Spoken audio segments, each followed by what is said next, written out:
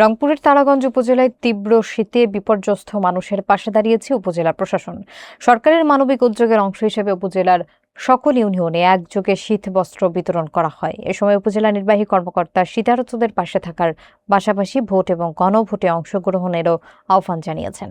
বিস্তারিত দেখুন শফিউল মণ্ডলের প্রতিবেদনে। রংপুরের তারাগঞ্জ উপজেলায় শীতের তীব্রতা বাড়ার সঙ্গে সঙ্গে শীতার্ত মানুষের দুর্ভোগ লাঘবে মাঠে নেমেছে উপজেলা প্রশাসন। সরকারের মানবিক সহায়তা কার্যক্রমের অংশ হিসেবে শুক্রবার সকাল ৯টা থেকে উপজেলার প্রতিটি ইউনিয়ন পরিষদ চত্বরে একযোগে কম্বল বিতরণ কর্মসূচি শুরু হয়।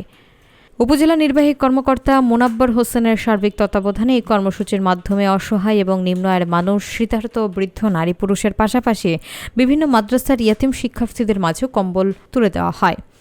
কম্বল বিতরণকালে উপজেলা নির্বাহী কর্মকর্তা জানান, তীব্র শীতে যেন কোনো মানুষ কষ্ট না পায় সে লক্ষ্যেই উপজেলা প্রশাসন মাঠ পর্যায়ে কাজ করছে।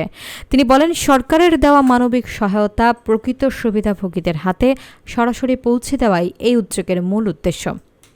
একই সঙ্গে তিনি উল্লেখ করেন, উপজেলার 5টি ইউনিয়নের সকল শীতার্ত মানুষের পাশে থাকতে এই শীত বস্ত্র বিতরণ কার্যক্রম ধারাবাহিকভাবে অব্যাহত থাকবে।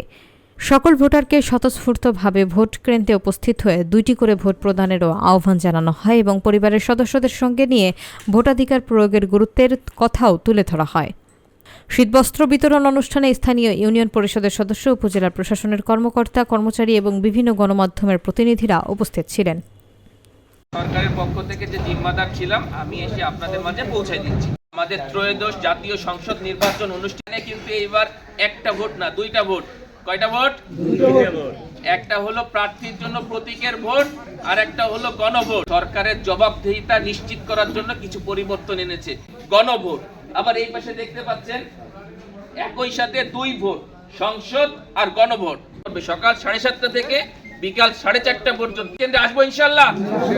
পরিবারের সবাইকে নিয়ে আসবো। এইটাই ছিল আমার বক্তব্য। আমরা আইন শৃঙ্খলা পরিস্থিতি আপনাদের জন্য স্বাভাবিক রাখবো।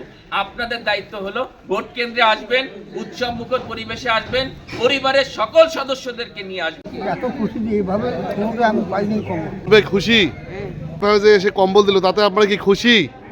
এবং আপনারা দেখছেন যে সকাল থেকে আমরা কম্বল বিতরণ করছি প্রতিটা ইউনিয়নে, সেটা পৌঁছে দেওয়ার জন্য। এতিমখানায় দুস্থ যে বাবুরা রয়েছে, মাদ্রাসায়, সেখানেও আমরা কম্বল বিতরণ করেছি। আমরা ইতোমধ্যে সরকার থেকে আমাদের যে বরাদ্দ ছিল সেগুলো আমরা বিতরণ করে দিয়েছি। যদি আমরা গণভোটের প্রচারও এখানে করছি, আমার উদ্দেশ্য ছিল এই লোকগুলো কিন্তু জানে না গণভোট সম্পর্কে কি, গণভোটের প্রকৃত অধিকার কি। এগুলো একটা ছোট্ট বা ক্ষুদ্র উদ্যোগ। এর পাশাপাশি আমরা 15টা হাট বাজারে আগামী 15 দিন টানা ক্যাম্পেইন করব।